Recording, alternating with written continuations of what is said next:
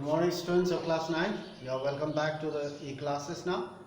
Let us continue our lesson in English. Today we will do lesson 9 from the textbook. The lesson, The Bond of Love. Lesson 9. So now here we have finished to reach for the top about Santosh Yadav, and we have learned about Maria Sharapova. Now from today onwards we will learn lesson 9, The Bond of Love. It's a very nice story and we learn a lot of things from here.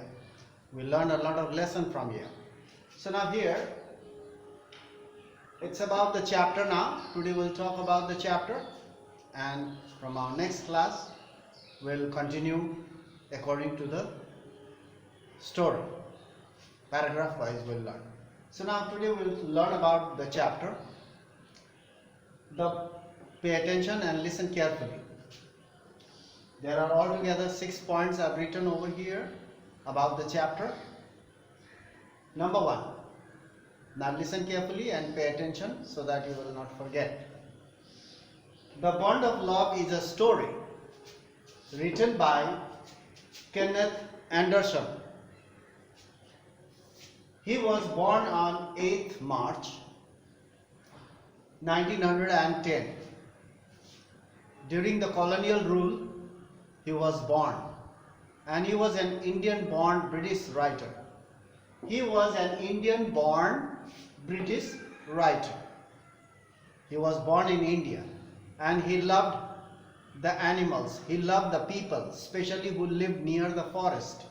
Very often he used to go to the forest and used to do meditation. There were many wild animals, but never he was attacked. He was never attacked by the wild animals.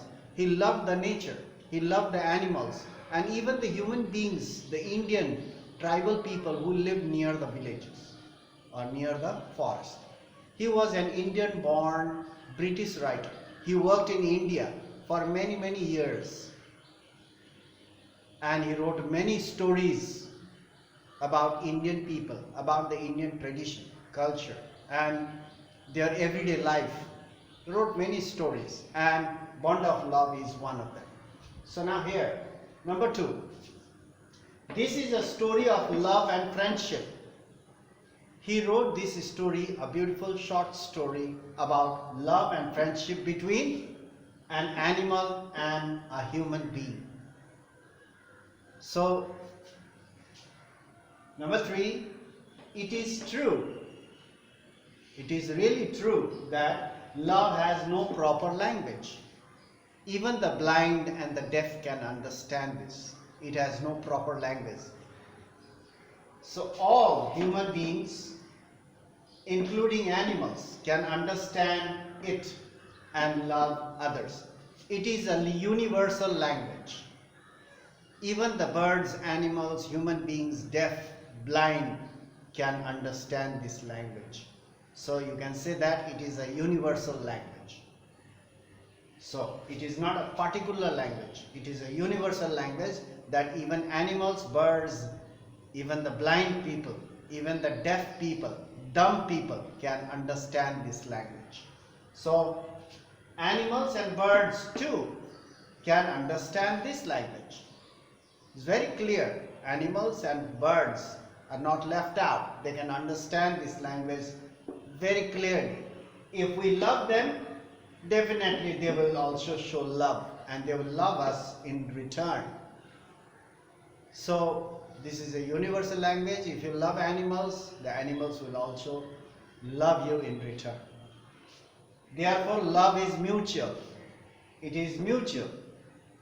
So it is between animals, human beings to human beings, or animals to animals. Even animals can show this love towards their young ones or offsprings.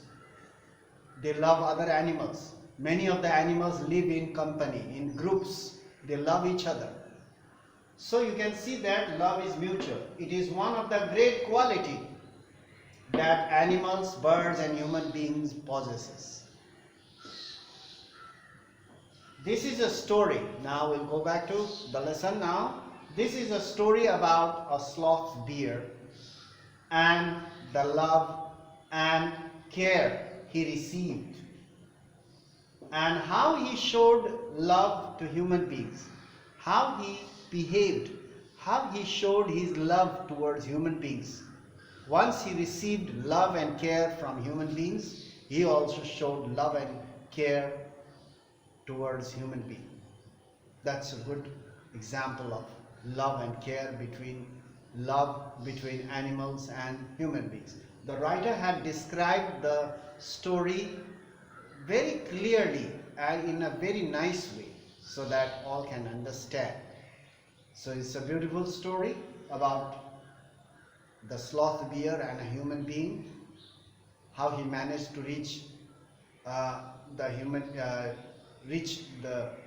home of a human being, and what love and care he used to get, and what happened when they were separated, and ultimately how he was taken care of, and what love he got, what type of love he used to get, or what type of care he used to get. So how he showed his love also. We will talk about everything as we go through the chapter. So now this was for today, and you go through these points properly, try to understand all about the chapter and about a little bit about the writer also have written. So this was for today. Thank you very much for watching attentively and listening carefully and being present in the class today. Thank you very much. We'll meet in the next class and continue our lesson according to the paragraph and points. So thank you very much for watching. That's all for today.